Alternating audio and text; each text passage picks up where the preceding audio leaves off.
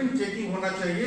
हमारे यूनिवर्सिटी में भी यहाँ पर भी लोग हैं, इनको बाहर भेजने की अगर जरूरत नहीं है तो बाहर नहीं भेजें। उसमें डिले भी होता है प्रोसेस में और टाइम पे रिजल्ट भी नहीं आता है। तीसरी चीज जो बहुत महत्वपूर्ण है, एक साथी हमारे बोले भी यहाँ पे अभी कि जो यहाँ पे 20-20 साल से एक कॉलेज में चाहे क्लर्क एक जगह पे है, मास ट्रांसफर पोस्टिंग किया जाए सभी क्लर्कियल स्टाफ का, सेक्शन ऑफिसर का, ये करना बहुत ही जरूरी है, तभी सुधार होगा। नहीं तो वो पूरा सिस्टम को खत्म कर दिए हैं।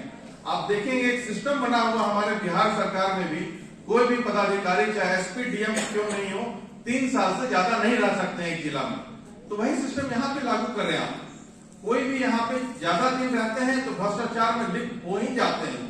अल्टीमेटली सबका रिजल्ट आप देखेंगे स्टूडेंट भोगता है। तो आप इसको, ये सब बेसिक बात थी, आप इस पे करें।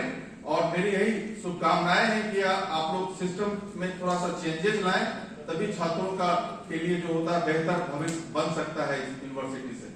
धन्यवाद।